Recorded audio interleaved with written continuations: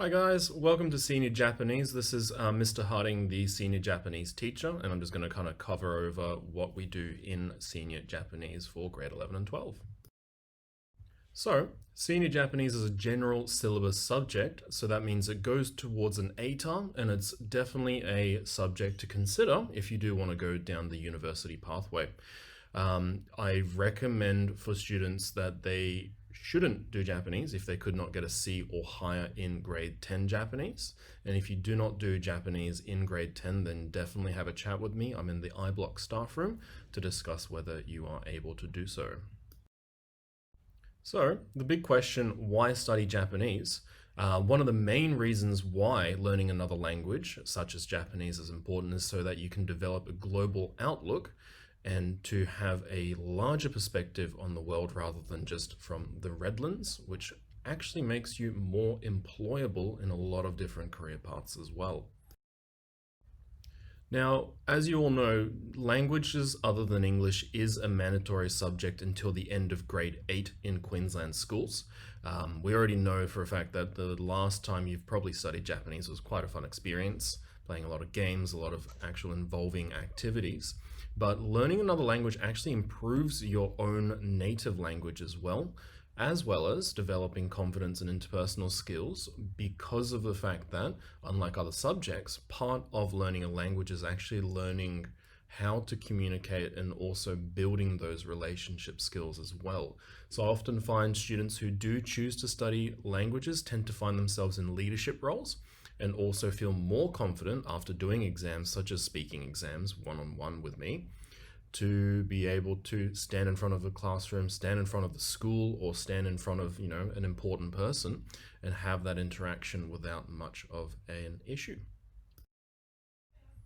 In the year of 2020 and even more into the future, you are going to be competing with a lot of other people from a lot of other places in the world when looking for jobs.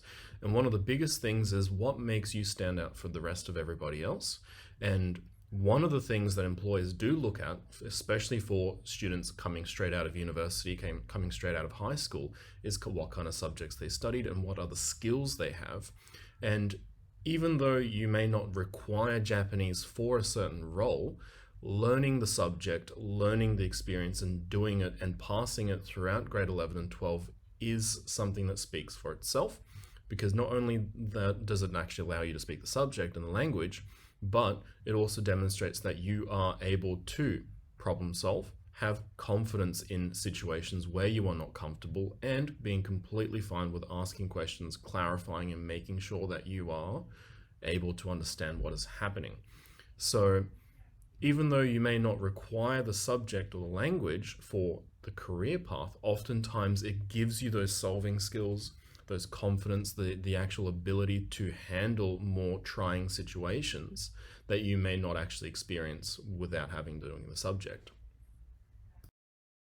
In saying that, there are definite career paths that do benefit from studying Japanese.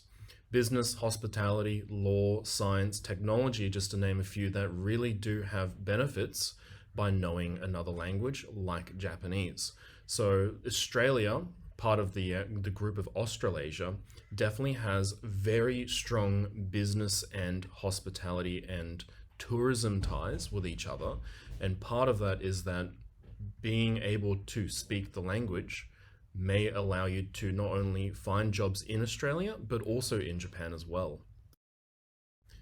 Another massive benefit from studying Japanese until the end of grade 12 is the subject incentive scheme that a lot of universities offer.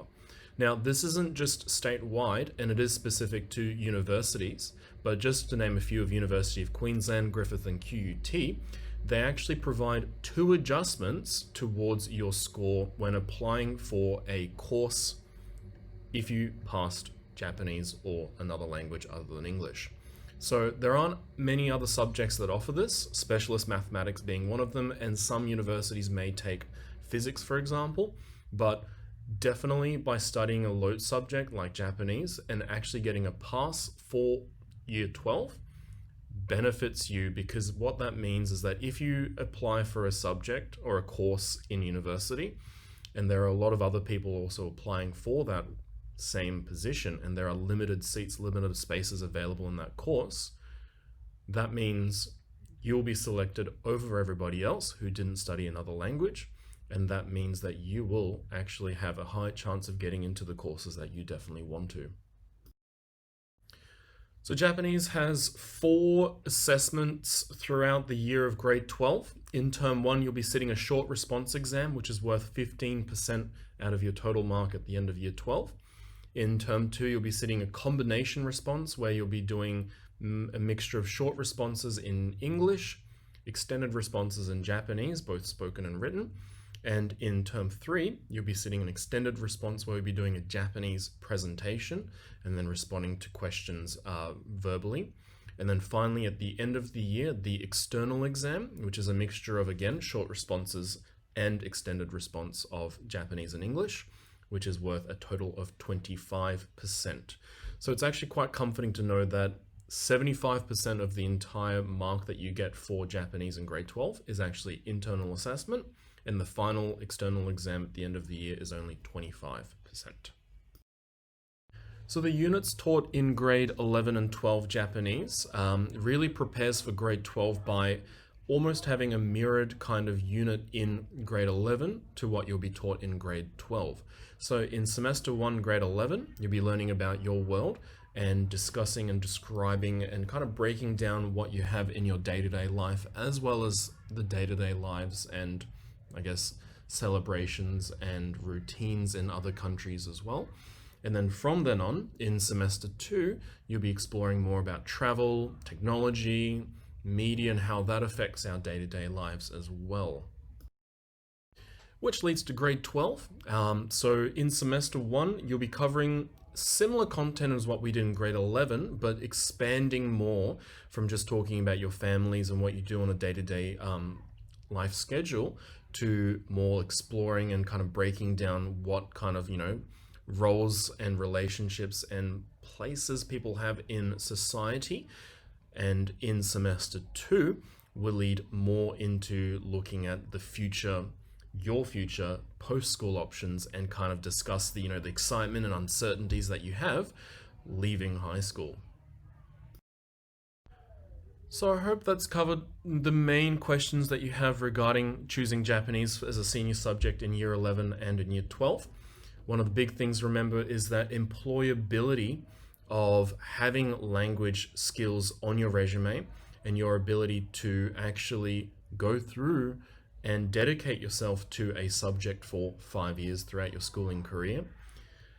People also relate learning another language with the ability to be creative and to be able to problem solve and have that confidence where you are able to thrive in an environment where you may not feel 100% comfortable. And also, you also be building a lot of those interpersonal skills and the ability to communicate and actually build those relationships and then speak more than just as a student, but rather as a human being as well. You'll be fed lots of food, and you also have that ability to have your lessons and classes with students that will become your lifelong friends because you've been doing that subject for so long, and to be able to build more relationships and families outside of the classroom and from our schools in Japan. So hopefully that's covered it. If you have questions or if you're not sure, come find me. I'm in iBlock, and I hope you choose Japanese. Thanks.